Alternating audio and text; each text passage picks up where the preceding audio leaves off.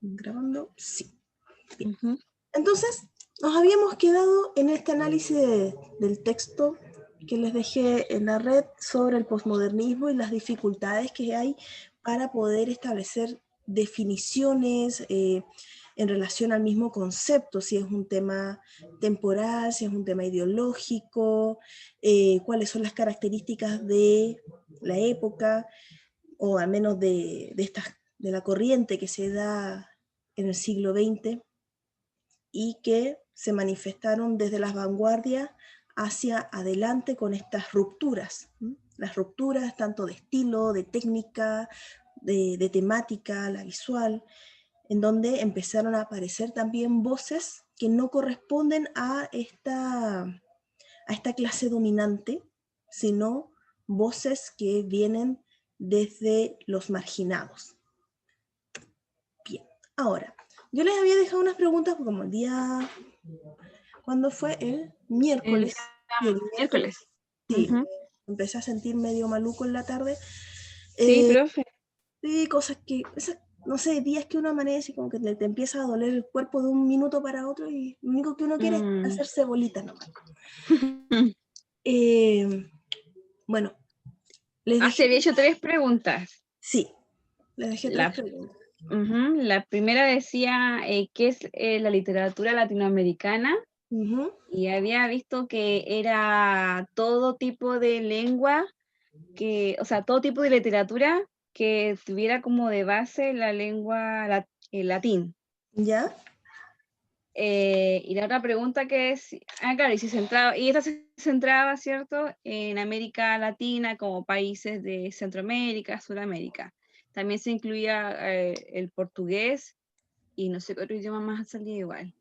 Y ¿Ya? después la otra pregunta decía, ¿quiénes eran cómo inicia la escritura en Latinoamérica? Y lo que yo había visto era que en la época de la colonización, un poco más adelante, por decirlo así, estos indígenas, o también, claro, estos indígenas con esta lengua hispana, que eran natos de acá, como para poder escribir las crónicas, o no solo indígenas, sino también como colonos, empiezan más que nada como para poder relatar lo que sucedía acá. Entonces ahí como que inicia la literatura latinoamericana. Muy bien, excelente respuesta.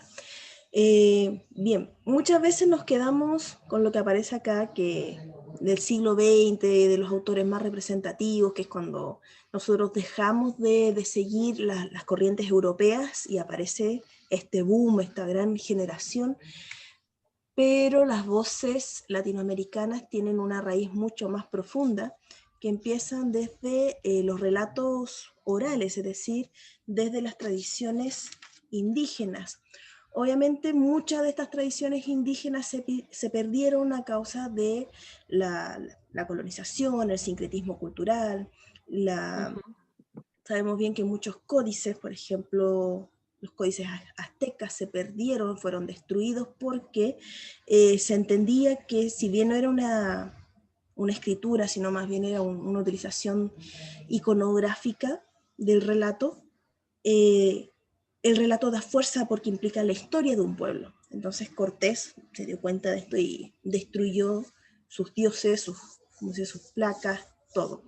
Pero aún así, dentro de estas ideas, se fueron rescatando, y como digo, se generó este sincretismo con las nociones judeocristianas que trajeron los españoles, y ahí empiezan a aparecer estas nuevas creencias que mezclan lo que es el respeto a la tierra con el respeto a los nuevos dioses.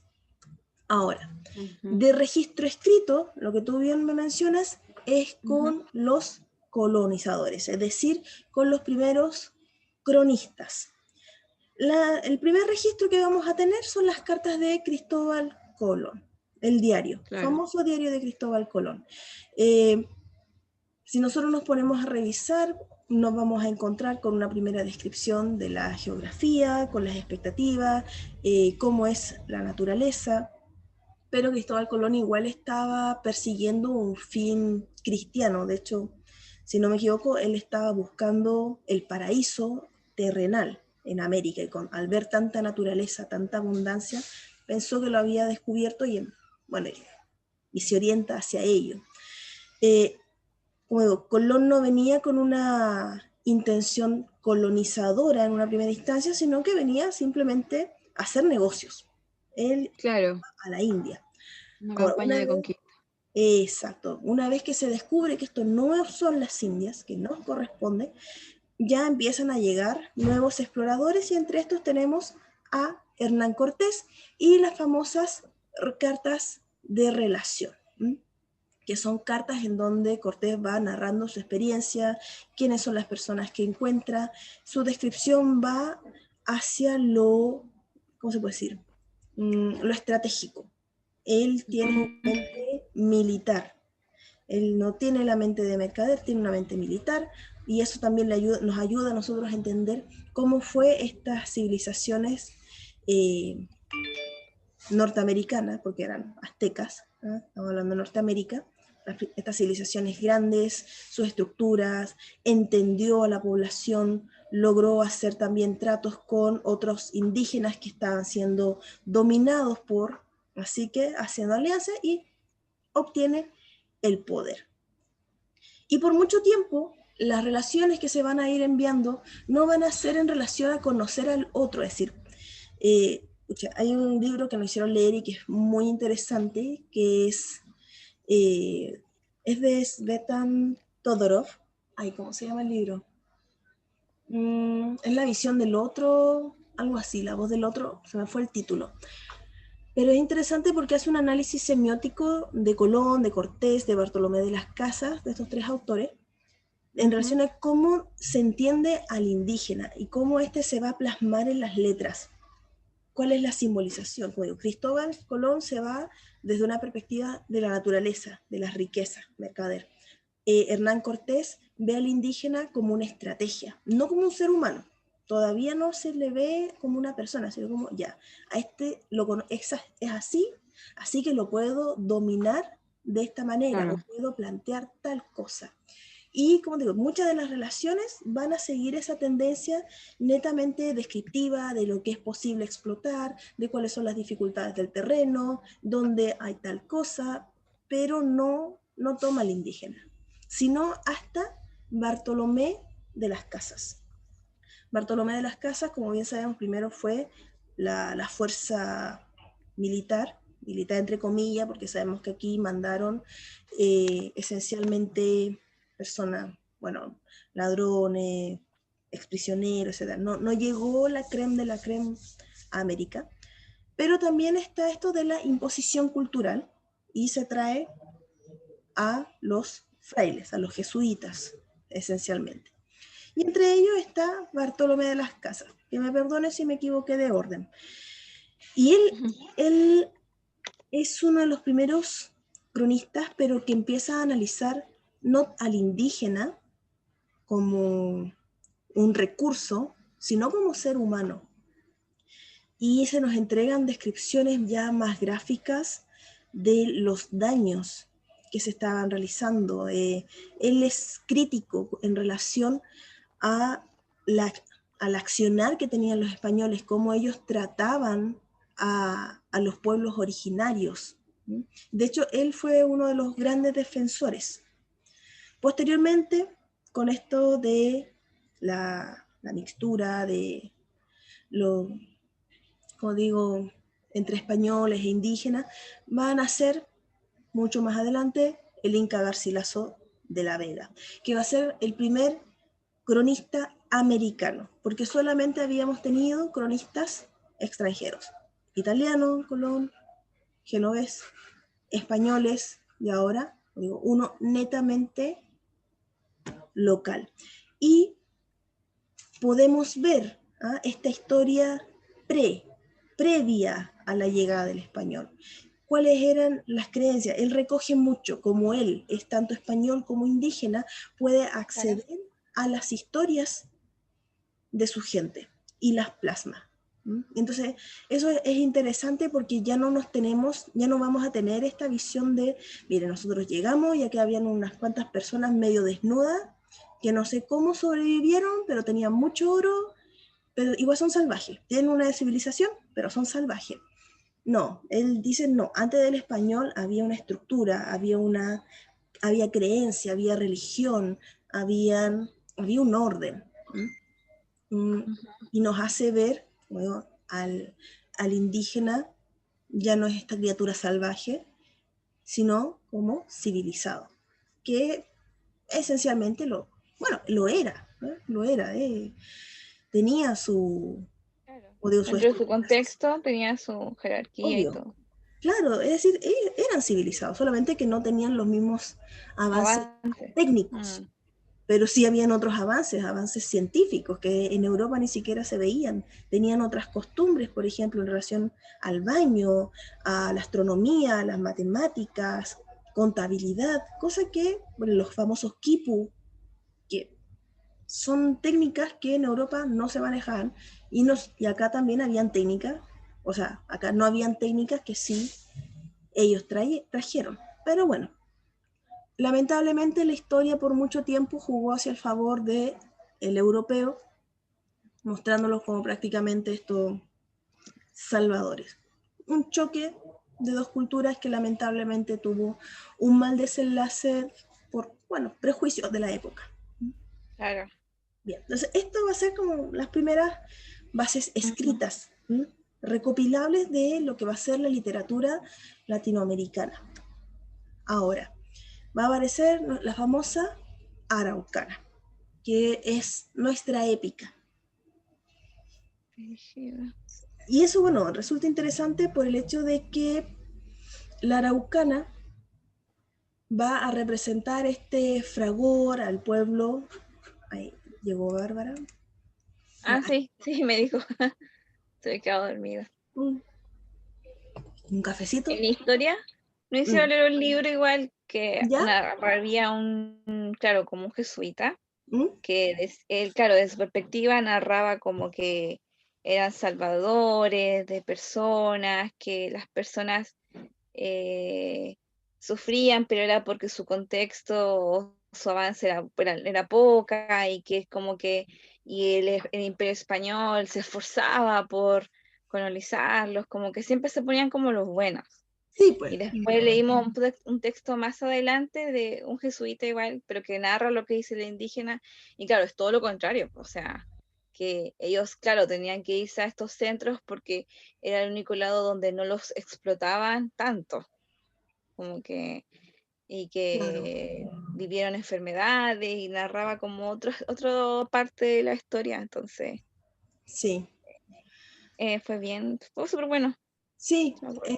es bueno tener las dos miradas, como te digo, para... Claro, El tema creo que no es demonizar ni seguir demonizando ni a un lado ni al otro, que de repente con este tema de la revisión historiográfica que se ha dado en la última década, hemos entrado en una especie como de renovación del odio hacia el europeo. Antes estábamos muy como queremos ser Europa, y ahora es como, no, los europeos hicieron esto. No, lo siento, los españoles actuales no hicieron nada. Si bien son claro. herederos de los actos, no son los culpables. Ujú.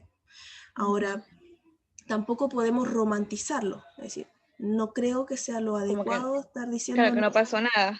claro, romantizarlo como no, es que fue cosita poca, no importa. No, las cosas como son. Hubo un momento específico en la historia en que llegaron los españoles que a causa de su cosmovisión, de sus creencias, de un sentimiento de superioridad, cometieron atrocidades, también quizás por una falta educativa, considerando a quienes llegaron. Eh, Destruyeron civilizaciones, destruyeron, ¿cómo se puede decir? Creencias, destruyeron poblaciones de personas. Y eso es Ujú. innegable. Ahora, tampoco vamos a caer en el otro discurso que es el del buen salvaje, que es lo que trataron, lo que plantea, por ejemplo, Rousseau, esta idea de que el hombre primitivo, basándose en estos descubrimientos de América, que el hombre primitivo es un hombre bueno por naturaleza. Tampoco vamos a llegar ahí a romantizar al indígena. Sabemos bien de que también existían guerras, que había esclavitud, que sus mismas creencias llevaban a sacrificios humanos. El Claro. mundo no es blanco y negro, así de simple.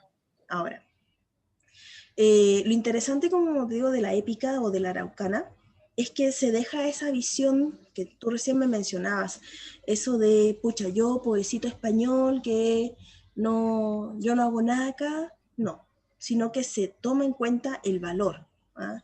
Y se le considera al indígena, al menos al mapuche, como un héroe, como un personaje digno de ser representado como tal dentro de la literatura. Entonces, eso es su fuerza, su poderío, el hecho de la resistencia que presenta. No es tampoco una visión tan horrible. Como digo, que no es minimizar, no minimizó al oponente. Y eso ya es darle valor. Por ejemplo, pensemos en, a ver, cuando hablamos de los cantares de gesta, de los musulmanes que los trataban como demonios, que los hombres horribles, que llegaba el Roldán y que prácticamente los mataba así súper fácil. Eso igual es mirar en menos a tu contrincante. En este caso, no. O sea, hay un reconocimiento al indígena. Bien.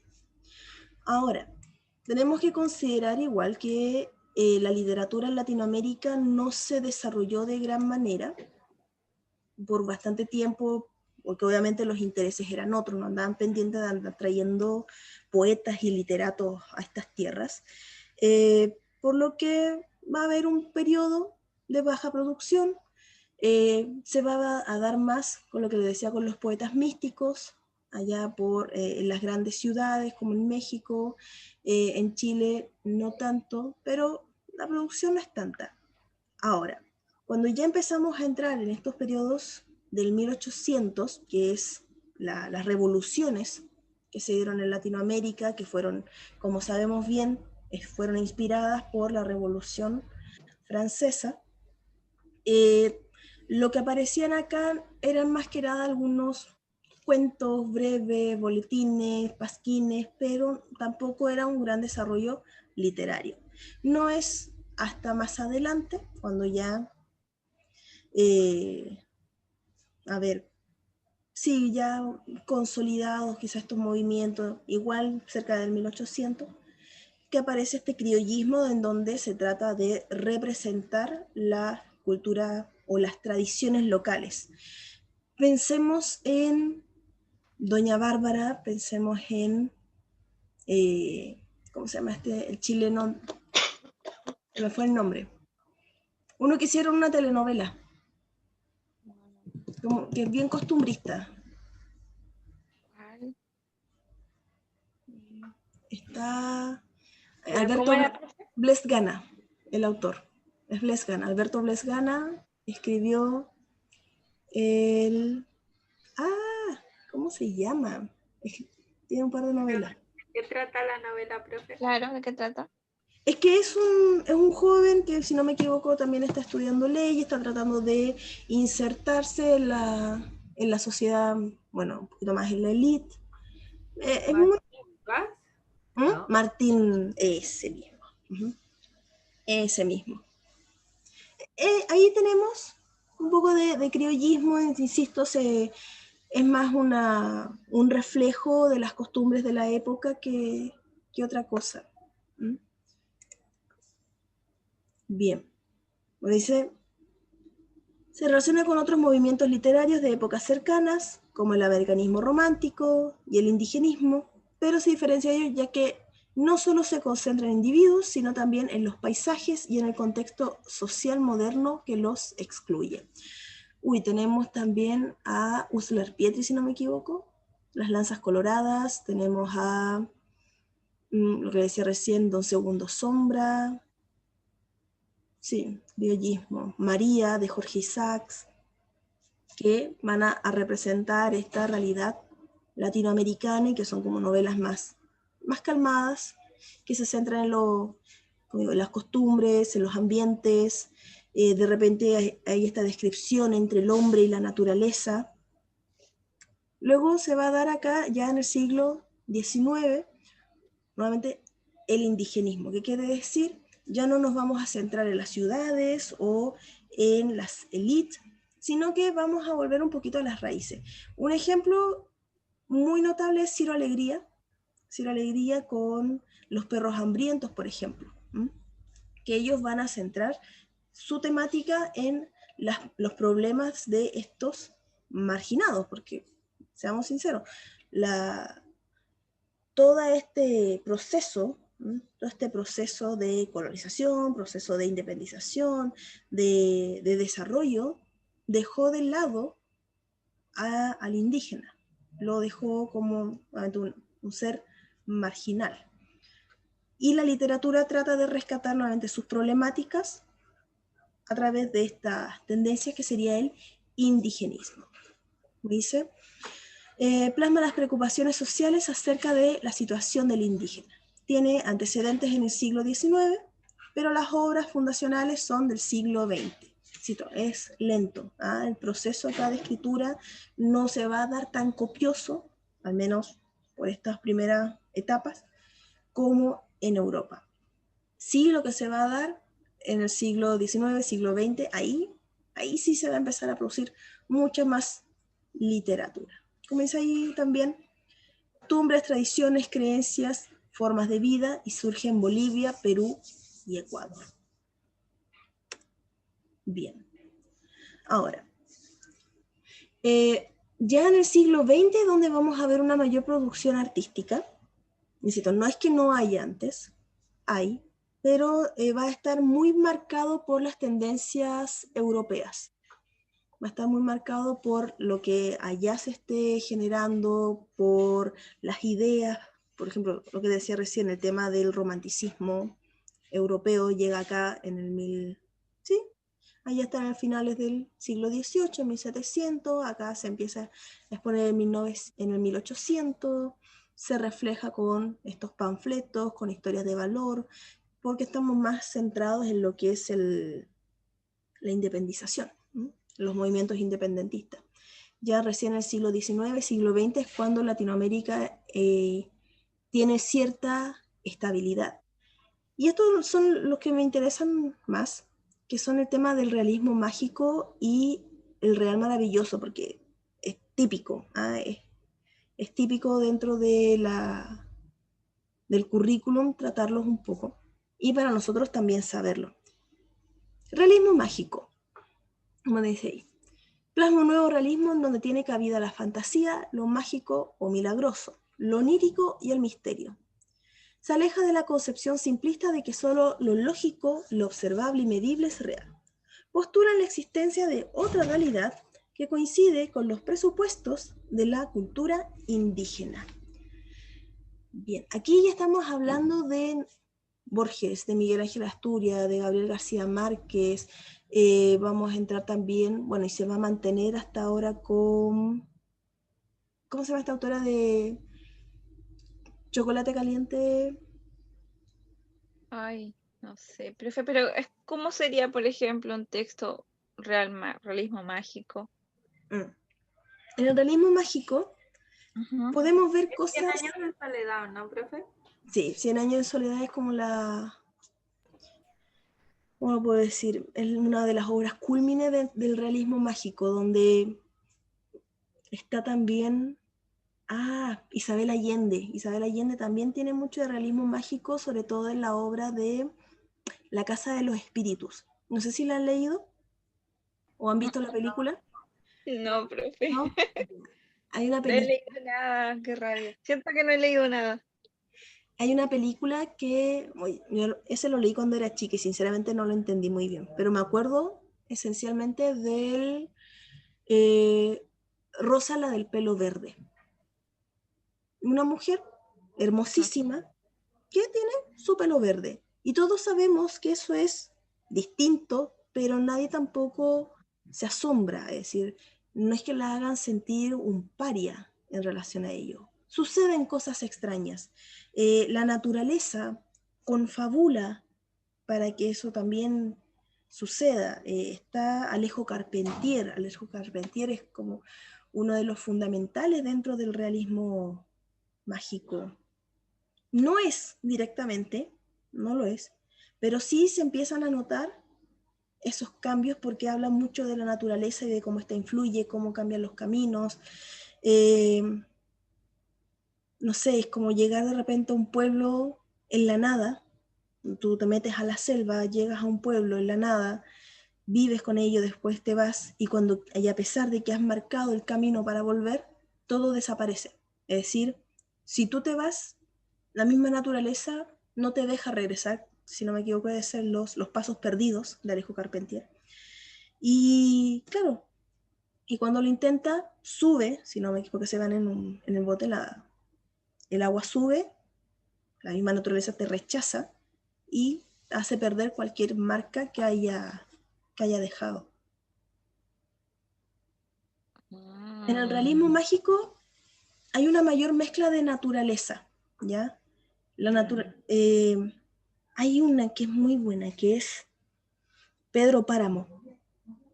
Pedro Páramo es una novela corta, no la había leído, la leí hace muy poco, en el verano, por obligación, pero la leí. Y es algo que no puedes parar.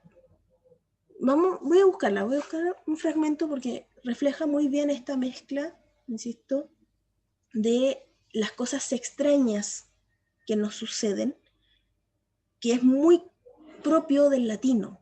A ver, nosotros somos santeros, nos vamos a los chamanes, creemos en el mal de ojo, creemos en la iglesia, pero al mismo tiempo creemos en el progreso, creemos en la ciencia. Claro. Es como misticidad, como Claro, superstición. es esa frase, en latino esa frase, no creo en las brujas, pero de que hay, hay. ¿Mm? Claro, vive en la tecnología, Pero siempre, como la actualidad igual, como que claro, todos creemos en la tecnología, televisión, todo, pero vivimos en la tecnología, pero creemos en fantasmas, en exacto. historias. Exacto, es decir, es esa mezcla de que sabemos de que hay algo más allá. La naturaleza tiene eso, un elemento desconocido, un elemento mágico. Por ejemplo, de repente creemos en maldiciones familiares, creemos en esto del tema del mal de ojo, en las brujas, pero se nos hace normal. Claro, se cuestiona. Se cuestiona. Y esto va a quedar bien explicado hoy. No sé si se escucha por afuera hay un camión. No se Eh, escucha alejado. Voy a tratar de hablar un poquito más fuerte. Se refleja mucho en el cambio entre realismo mágico y lo que es lo neofantástico. Porque bueno, son primos hermanos. Y por lo general tendemos a mezclarlo todo. Pero como digo, el realismo mágico se va a enfocar mucho más en lo que es lo natural, lo salvaje de la naturaleza. Lo neofantástico no necesariamente tiene que estar ambientado en lo natural. Puede ser perfectamente en una ciudad. Y es lo que hace Cortázar. De hecho, Cortázar con Borges, sobre todo el primero, no estaba de acuerdo con esta denominación a su literatura que le dijeran fantástica, porque no era fantástica, porque lo fantástico implica un quiebre. Mira, vamos a seguir con esto y de ahí vamos a leer un poquito de Pedro Páramo, vamos a seleccionar un cuento de Márquez y vamos a ver, no quiero ver vamos a ver uno de Borges, quiero ver el Aleph, que igual reflejan este elemento extraño. Uy, más chico. Dice, entonces tenemos lo neofantástico, que es lo maravilloso, por eso realismo mágico, realismo maravilloso, lo real, tiene distintos nombres. Sabemos que hay un quiebre de la realidad, pero lo aceptamos. ¿No? Lo aceptamos. Tampoco están como, oh, wow, qué increíble. No. Lo fantástico, acorde a los literatos, lo fantástico es un quiebre, pero que nos genera miedo. Y esa es la definición que se nos va a dar, al menos desde el siglo XVIII, siglo XIX. Me estoy guiando por un análisis que hizo Alasarraqui, que él establece que los críticos de la época definían lo fantástico como el horror, ese quiebre frente a lo cual lo que nosotros no podemos controlar, que nos puede generar un daño. Lo neofantástico se va a caracterizar por un sentimiento de inquietud. ¿Se acuerdan cuando leímos el Axolotl? Ajá. Ya, Sí, Axolotl no nos daba miedo, decir, partía la historia claro. diciendo, soy un axolotl, ahora soy un axolotl. Entonces, no viene ese quiebre como, está todo normal y de repente, se rompió. No, de inmediato. Aquí hay algo raro. Eso Pero sería fantástico, ¿no, profe? eso sería neofantástico, porque no nos da miedo. Ya. No necesariamente nos da miedo, porque a lo largo de la misma historia se nos dice que el hombre sigue viviendo su vida, pero que se ha Claro. dividido en dos. Su ser, su esencia, su alma, no sabemos qué, en parte es el hombre y en parte es este ser centenario, no sé, místico, este animalito, que queda allí encerrado. Puede ser una metáfora también, pero aún así nos genera esta inquietud de, aquí pasó algo extraño, Claro. no me da miedo, pero me genera eso como, ¿qué pasó? ¿Qué rayos pasó aquí? Horacio Quiroga. Horacio Quiroga es otro autor que nos representa muy bien estos inicios dentro de lo maravilloso, el miedo a la naturaleza. Ese es típico Profe, de... y lo maravilloso, porque claro, el fantástico da miedo, ¿cierto? Es como, Claro, y lo maravilloso ya. sería así como, Un cuento, por ejemplo. Lo ujú, maravilloso se podía ver con, no sé, La Sirenita, donde vemos un ser mágico que aparece de la nada, eh, que nos genera sorpresa. Aquí, bueno, Alasraqui nos da un ejemplo de un cuento donde había un hombre y se ujú, encuentra con la posibilidad de tener 3 deseos. Viene, su primer deseo lo malgasta porque quería, no sé, un pedazo de comida, vio que el plato era muy chico y dijo, no, yo quiero más. Deseo que este pedazo de carne sea más grande. Y gasta el primer deseo. La mujer, molesta porque perdió un deseo, dice, oye, desearía que se te quedara pegada ese pedazo en la cara. Y el tipo, claro, se cumple el segundo deseo. Y el tipo ahí se empieza a atorar con la carne. En la desesperación, ¿qué es lo que queda? El tercer deseo, decir, ya, deseo que suelte la carne y sobreviva. Y ahí se malgastan los 3 deseos. Suceden, sabemos, en lo maravilloso clásico, no estamos hablando del maravilloso acá latinoamericano, es la aparición de duendes, de magos, de genios. ¿Mm? Eso es lo maravilloso y podemos llegar a una aventura con ello, más que al miedo, claro. desde la perspectiva europea. Lo fantástico, también desde la perspectiva europea, ¿qué nos decía? Nos decía que, bueno, la historia que nos da el autor es los deseos del mono, la mano de mono. No sé, ¿ubican esa historia? Sí, La mano del mono. que por cada deseo la manito se va abriendo o cerrando, creo que abriendo. No, cerrando. Lo que está así, empieza a Cerrando. bajar los dedos hasta que está Ujú, de nuevo exacto. claro. Pero por cada deseo pedido también te sucede algo Algo terrible. mal. Exacto. Ujú, Entonces, era una pareja cuyo hijo se había ido a la guerra, empiezan a pedir deseo y dicen, eh, ojalá mi hijo no estuviese allá. Entonces, claro, vienen y le avisan que les van a enviar el cuerpo porque murió en la guerra. Entonces, ya no va a estar allá, murió. Desesperado, la mujer, creo que la mujer, pide el tercer deseo diciendo, quisiera que mi hijo volviera a estar vivo. No sé, sabiendo que los deseos que se cumplen traen una consecuencia negativa, ujú. sienten que en la puerta de la nada están golpeando.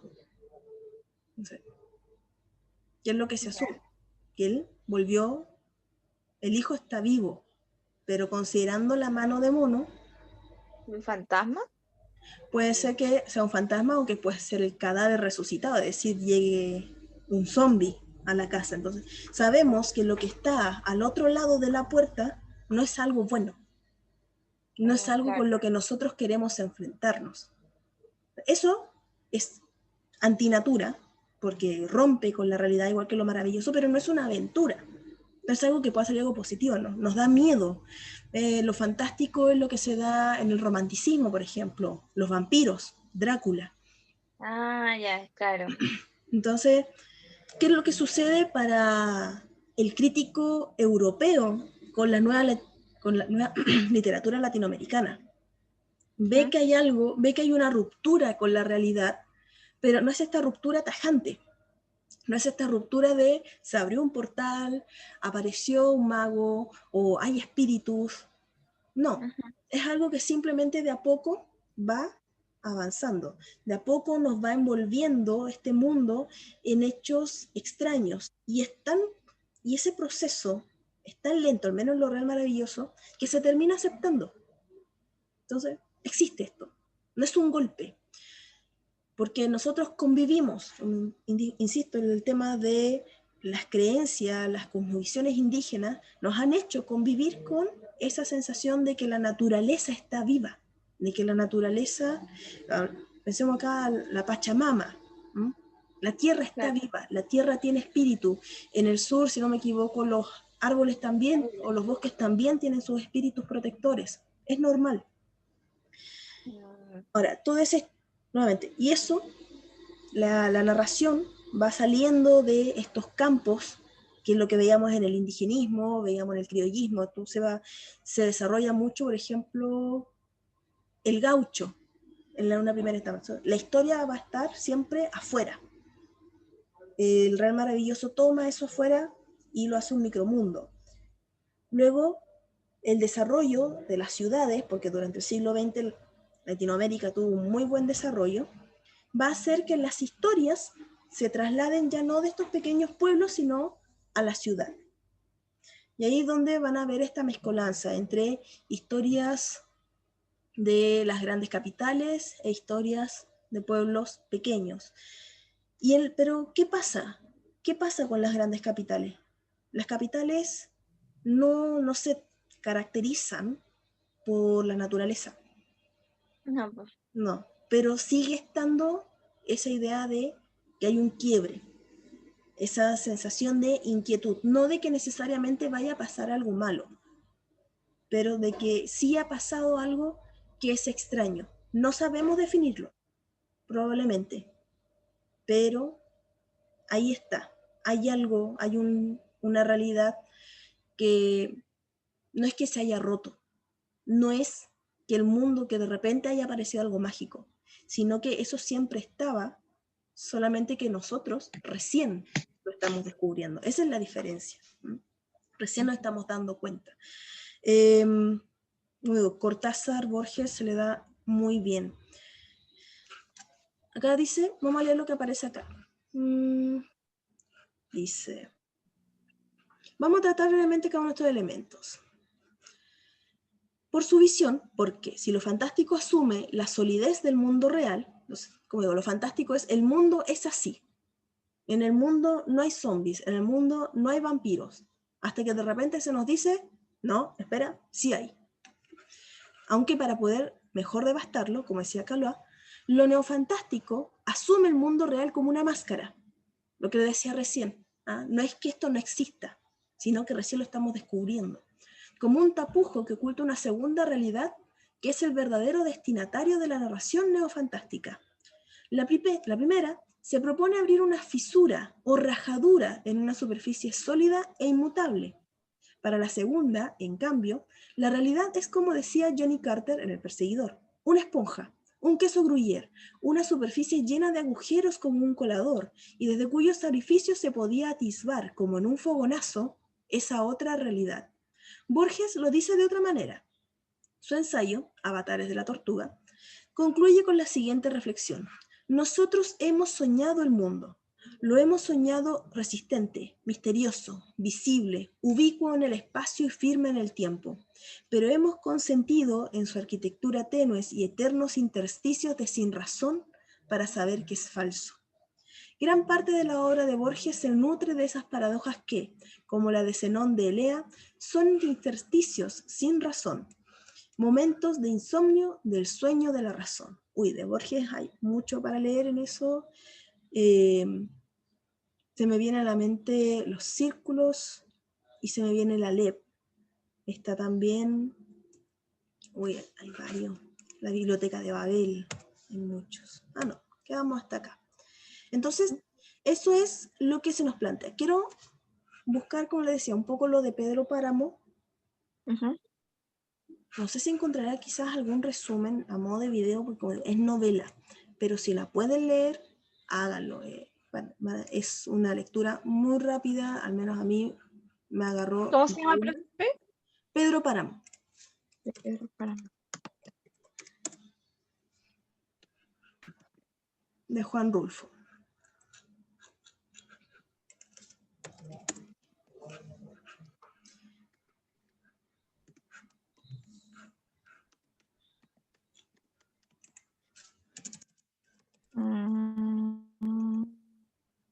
Pedro Páramo de Juan Rulfo. Sí. No sé si, a ver. ¿Cualquiera leemos o un específico? No, cualquiera. Pero sí quiero, a ver, acá justo encontré uno que es como... Tiene una película. ¿Tiene película? Sí, película completa de Pedro Páramo. Uy, de 1900. Tiene igual audiolibros. Sí, no. Era mexicano, ¿no? Sí, es mexicano. Sí, es que durante esta época, bueno, para aprovechar un poco el tema de los años 50, dentro de los años 50 vamos a tener una gran cantidad de autores. Vamos a tener en México a Carlos Fuentes, que también manifiesta este realismo mágico, Colombia con Gabriel García Márquez, Argentina con Cortázar, Chile, que a veces también se incluye a Donoso dentro de los grandes autores del boom. ¿Quién más está? Antes de ello estaba Borges, está Sábato, Horacio Quiroga, ¿qué otro autor? El que escribió El señor presidente, Miguel Ángel Asturias. No, sí, hay mucho, al menos dentro de lo que es narrativa. Obviamente la poesía se mantiene en los quiebres, pero los que más van a resaltar en eso van a ser autores acá chilenos. Tenemos también a Nicolás Guillén, por nombrar, bueno, los que se me vienen ahora a la cabeza. Sí, en 1950, más o menos 1950 hasta el 70, y lo malo es que Latinoamérica también se vio muy afectada por las dictaduras, por los cambios políticos, las intervenciones existentes acá, y eso hace que muchas de las mentes creativas se vayan, o se disminuye el trabajo, la censura afecta mucho. Es parecido a lo que pasó en España con la Guerra Civil Española, que muchos autores tuvieron que escapar. Lo mismo va a pasar aquí, sea de cual sea la tendencia. Claro. Bien, acá hay hay un video sobre lo que usted dijo. Después ¿sí? lo voy a ver. Ah, ya. ¿Qué más? Bueno, y para ponernos un poquito más en contexto, al menos lo que es la realidad chilena. También vamos a tener en Uruguay, que es el más conocido, Benedetti. Bueno, hay más. Onetti también es uruguayo, cuentista, novelista. Pero son previos, si no me equivoco. Al menos Onetti es previo a lo que es el boom. Son de los precedentes, son de los que empiezan a tratar la narrativa, ya no desde esa perspectiva criolla, sino desde la perspectiva de la ciudad, desde el individuo. No vamos a tener esa lucha de la naturaleza versus el hombre. Ahora es la naturaleza envolviendo al hombre. Bien, interesante. Encontré uno de Pedro Páramo, que como digo, es un drama in life, pero lo encuentro un poco extenso, dura 14 minutos. Sí, ese mismo. Es largo. Es largo.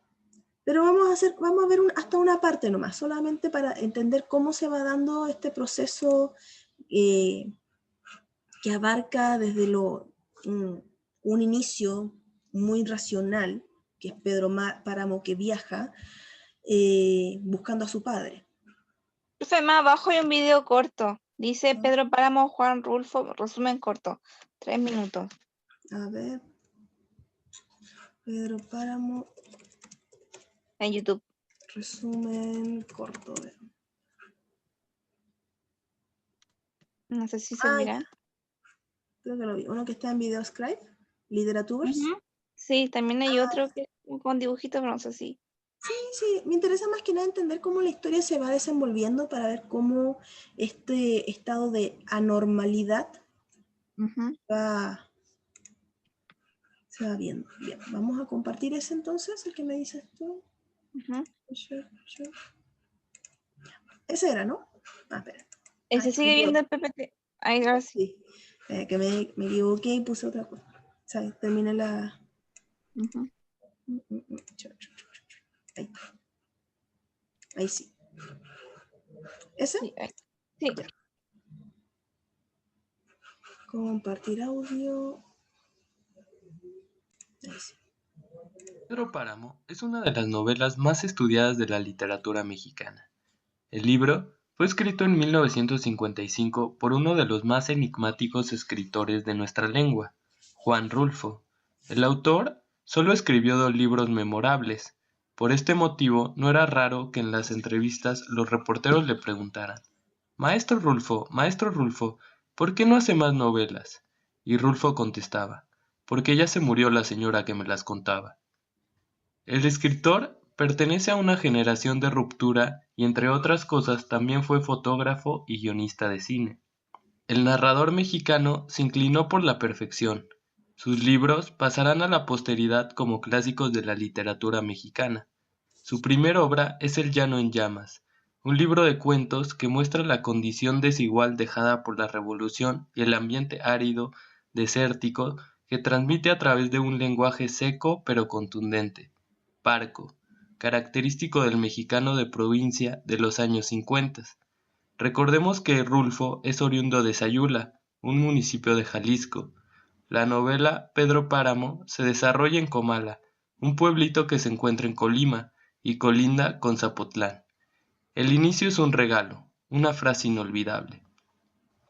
Vine a Comala porque me dijeron que acá vivía mi padre, un tal Pedro Páramo.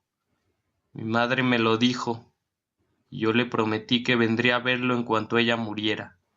Le apreté sus manos en señal de que lo haría, pues ella estaba por morirse, y yo en un plan de prometerlo todo. No dejes de ir a visitarlo, me recomendó. Se llama de este modo y de este otro. Estoy segura de que le dará gusto conocerte. Entonces no pude hacer otra cosa sino decirle que así lo haría. Y de tanto decírselo, se lo seguí diciendo, aun después de que a mis manos les costó trabajo zafarse de sus manos muertas. En ese momento comienza la aventura de Juan Preciado, la búsqueda de su padre. La novela transcurre en un tiempo múltiple. Si observamos la novela desde arriba, podríamos ver que el tiempo está expandido en todas direcciones, el tiempo del sueño, de la muerte. La búsqueda por encontrar sus raíces llevan al joven a descubrir su génesis a través de personajes memorables como Eduviges o Fulgor, quienes abren un abanico de posibilidades relatando la vida de Pedro Páramo, su debilidad por las mujeres, la violencia y sus abusos cometidos en el pueblo de Comala. Podemos ver la importancia que Rulfo le da a los personajes femeninos, desde la madre, quien invita a Juan Preciado a la aventura, hasta Susana San Juan, quien es la perdición del propio Pedro Páramo. Rulfo mezcla la magia que existe en el fantasmagórico imaginario popular mexicano. En la novela, fondo y forma se encuentran para formar una de las mejores obras del siglo XX. Si te quieres enterar de lo que le pasó a Juan Preciado en Comala, tienes que leer esta novela, pero no dejes de poner atención en la estructura, en la oralidad y en el misterio de la misma.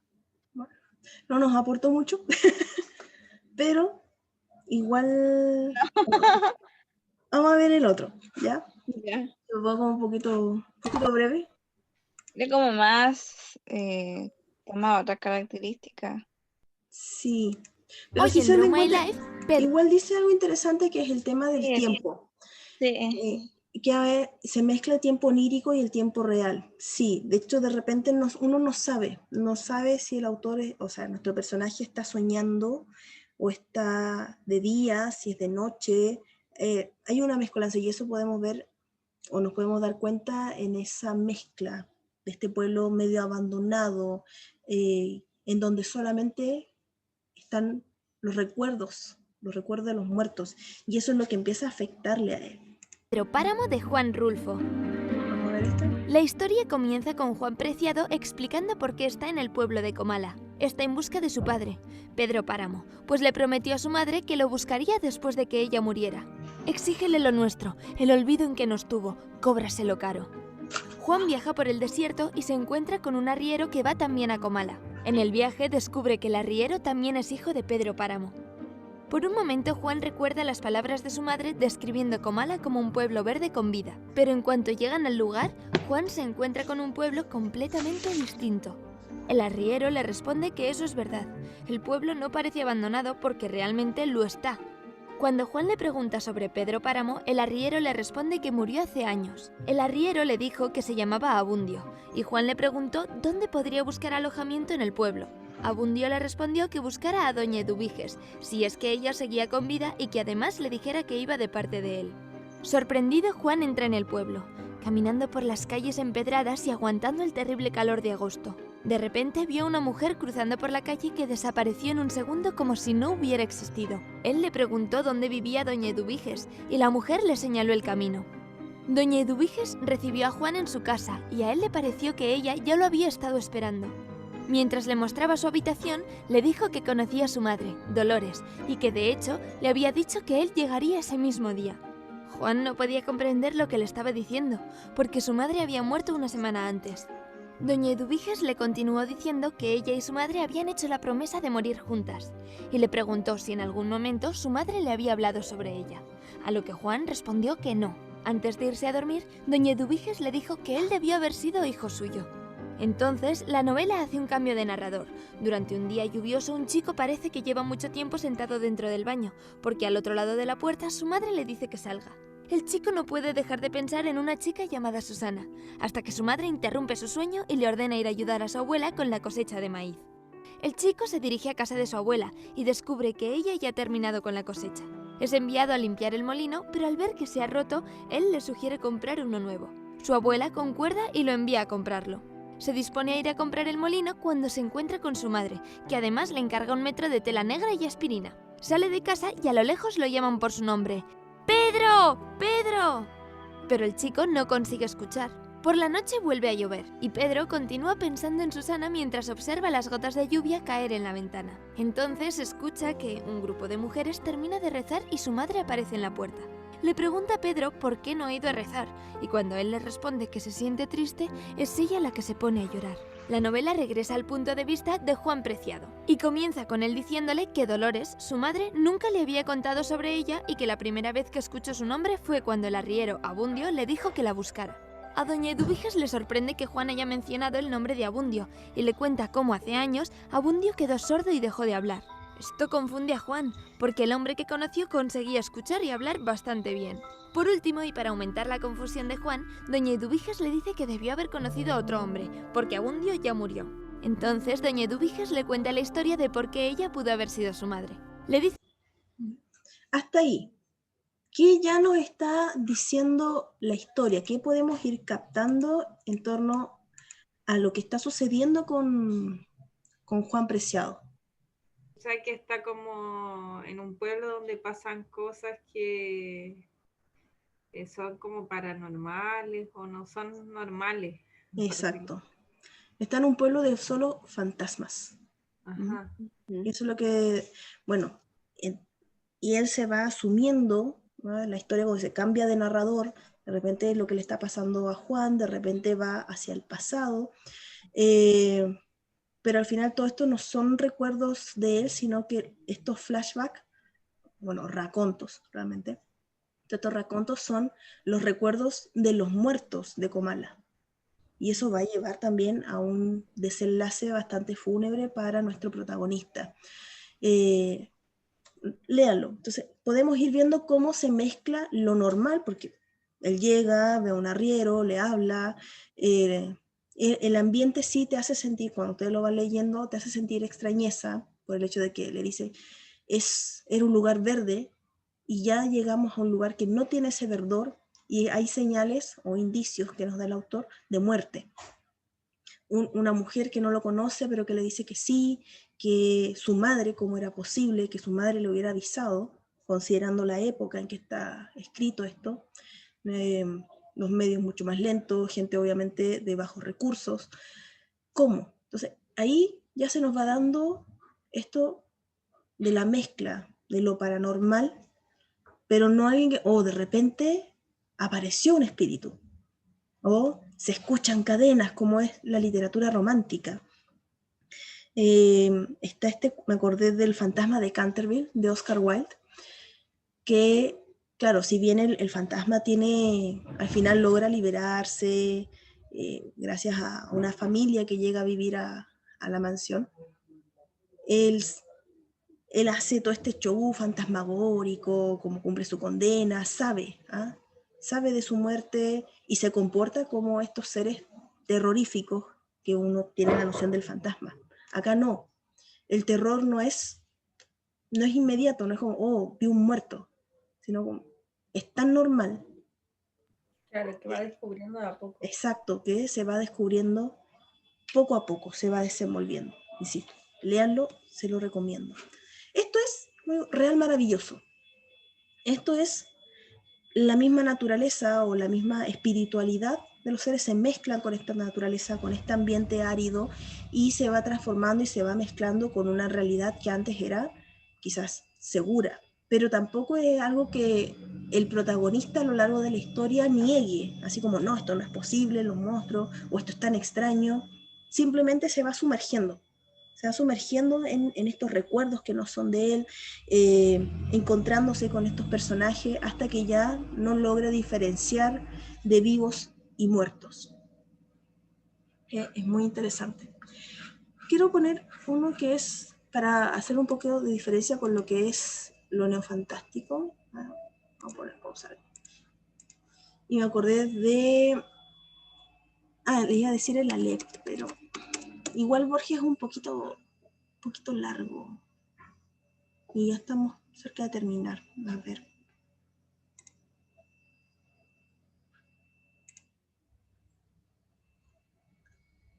Hay un resumen.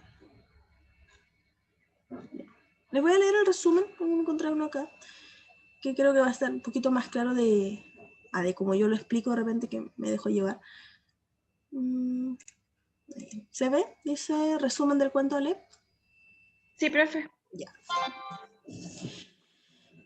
Dice, el cuento Aleph, relatado por en primera persona, llamada Borges, es decir, utiliza su propio nombre, pero es ficcional. No vamos a hacer la mezcla entre el Borges real y el Borges personaje. Relata el estado de las cosas tras la muerte de Beatriz Viterbo, a la que había amado sin ser correspondido. A Borges solo le queda mantener intacto lo más posible el mundo y las costumbres asociadas a su relación con Beatriz. Es así como se propone visitar la vieja casa de la familia de Beatriz en cada aniversario de ella. En esas visitas, el narrador establece una relación con el primo hermano de la mujer llamado Carlos Argentino Daneri. En la medida en que la costumbre avanza entre ambos, Daneri comparte con Borges una serie de poemas que ha hecho con la esperanza de que éste convenza a un importante escritor de prologarlos. Para Borges son poemas caóticos y cacofónicos. Sin embargo, al sentirse comprometido, le hace creer que hablará con el escritor.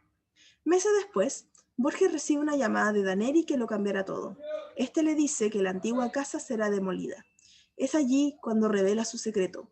En el sótano se encuentra un Aleph, un punto desde el cual se puede ver todo el universo simultáneamente y del que necesita para escribir. En nombre del recuerdo de Beatriz, Borges concuerda en que la casa no puede ser demolida, pero además le intriga saber si en verdad existe el Aleph o si Carlos está loco. Al llegar al lugar, Borges descubre que desde el escalón 19 del sótano puede verse el Aleph, una circunferencia de apenas unos centímetros de diámetro que le permite verlo todo. El Aleph esconde un microcosmos infinito dentro de sí. Quien ve a través del Aleph después no puede sorprenderse de nada, porque en un instante lo habrá visto todo. Solo resta esperar que la sombra del olvido pase indefectiblemente por la mente humana. Daneri aborda a Borges para conocer su impresión. Borges prefiere guardar silencio. Sabe que ha sido tocado para siempre. Le recomienda a Carlos que deje la casa, se vaya al campo y cure allí sus males. Sale del lugar y nunca más vuelven a verse. La casa finalmente es demolida y tiempo después, Borges descubre que Carlos Argentino Daneri ha recibido un premio literario por su poema, mientras que él no ha logrado ni un voto. De allí en adelante, a Borges solo le queda conjeturar. ¿Lo que vieron Daneri y él fue un verdadero Aleph? Es así como Borges ficcional comienza a construir una serie de referencias y teorías sobre la existencia del Aleph.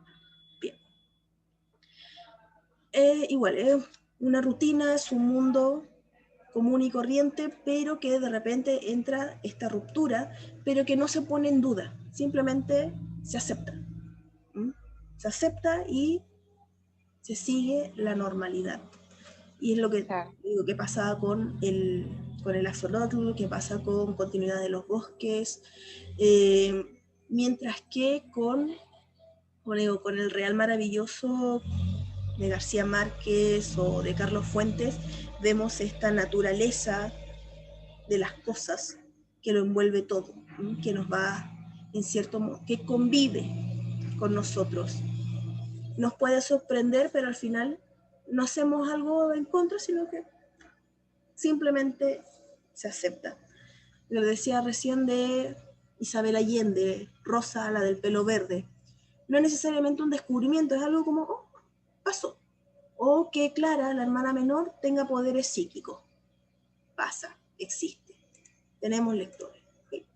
¿Me fui a otro lado? No tiene nada que ver. Bien. Les voy a subir un par de cuentos. Ojalá que los puedan leer para el día martes, sobre todo de esta temática, y un pequeño resumen de lo que es la narrativa latinoamericana en esta época. Y ya la próxima semana empezar con lo que es la literatura, insisto, en el currículum, hacer más un análisis desde su perspectiva. Me gustaría que me hablaran de sus prácticas que ya han tenido, qué es lo que han observado en relación a los chicos, cosa de que sea un poquito más un conversatorio. ¿Ya, chicas? Ya, profe. Ya, profe. Un gusto verlas y que tengan un muy bonito fin de semana. Usted igual, profe. Ya. Que descanse. Armen el arbolito. Profe, ¿puede subir esta grabación también, porfis? Sí, tengo que subir. Sí, de buena que semana. Ya, ok. Gracias.